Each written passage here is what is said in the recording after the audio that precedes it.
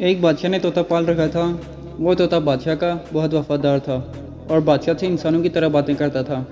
ایک دن بادشاہ ایک سفر پر روانہ ہوا تو ملکہ نے بادشاہ کی غیر موجودگی کا فائدہ اٹھاتے ہوئے وزیر کو اپنے کمرے میں بلوایا۔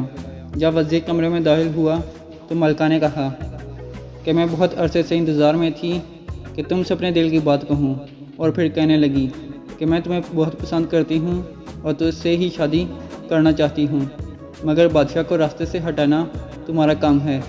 وزیر دل ہی دل میں بڑا خوش ہوا اور کہا کہ بادشاہ کو میں راستے سے ہٹا دوں گا۔ بادشاہ کا طوطا یہ سب باتیں سن رہا تھا۔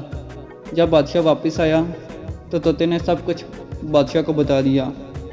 بادشاہ کو شدید غصہ آیا اور وہ سیدھا ملکہ کے پاس گیا اور کہنے لگا کہ سچ سچ بتاؤ، ورنہ ابھی تجھے زمین میں زندہ دفن کر دوں گا۔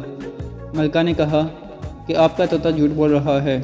بادشاہ نے کہا کہ یہ طوطا میرا محسن ہے، میں ہامون بادشاہ کی طرح احسان فراموش نہیں ہوں۔ ملکہ نے پوچھا کہ ہامون بادشاہ کون ہے؟ بادشاہ نے کہا کہ ہامون بادشاہ کو ایک جلد کی عجیب سی بیماری لگ گئی تھی، پوری سلطنت میں اس کا علاج کوئی نہ کر سکا۔ پھر ایک حکیم نے اپنے علم سے اس کا علاج کیا اور بادشاہ کی جلد مکمل طور پر ٹھیک ہو گئی۔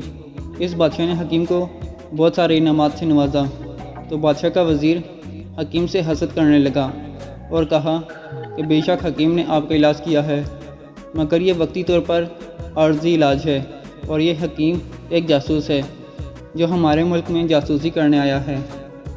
پھر بادشاہ نے فوراً حکیم کا سر قلم کرنے کا حکم دیا۔ حکیم نے کہا کہ اگر آپ نے مجھے مارنے کی ٹھان ہی لی ہے تو میری آخری خواہش پوری کی جائے۔ بادشاہ نے کہا کون سی خواہش؟ حکیم نے کہا کہ مجھے مارنے کے بعد میری کھوپڑی کو اپنے سامنے رکھ لینا اور میری کتاب کا صفحہ نمبر 100 میں پڑھنا۔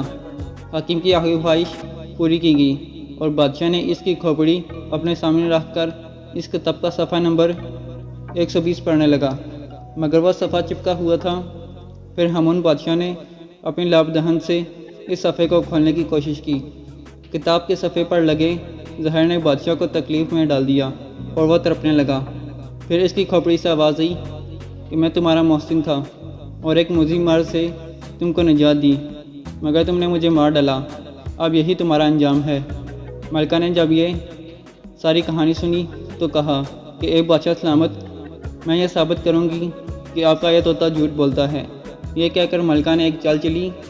اس نے اپنی ایک کنیز کو کہا کہ آج ساری رات تم طوطے کے اوپر تھوڑا تھوڑا پانی ڈالتی رہنا، اور دوسری کنیز سے کہا کہ تم ساری رات طوطے کے نیچے بیٹھ کر چکی چلاتی رہنا۔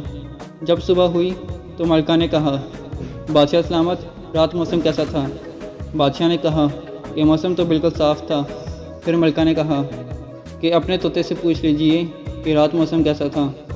جب بادشاہ نے اپنے طوطے سے پوچھا میاں مٹھو، رات موسم کیسا تھا، تو طوطے نے کہا کیا بتاؤں، ساری رات بارش ہوتی رہی اور بادل گرجتے رہے۔ ملکہ کی چال کامیاب رہی اور بادشاہ نے اپنے طوطے کو جھوٹا سمجھ کر مار دیا۔ کچھ دنوں بعد یہ بات ثابت ہو گئی کہ ملکہ اور وزیر کا کوئی چکر چل رہا ہے، اور بادشاہ نے ان دونوں کو رنگے ہاتھوں پکڑ لیا۔ پھر بادشاہ نے اپنے جوتے اتارے اور اپنے ہی سر میں مار کر کہا افسوس کہ مجھ میں اور ہامون بادشاہ میں کوئی فرق نہ رہا، اور میں بھی احسان فراموش رہا۔ اس کہانی سے ہمیں یہ اخلاقی سبق ملتا ہے کہ ہمیں سوچنا چاہیے کہ اللہ تعالیٰ کے ہم پر بہت سارے احسانات ہیں جن کا شمار کرنا بھی ناممکن ہے۔ کیا ہم بھی احسان فراموش تو نہیں ہیں؟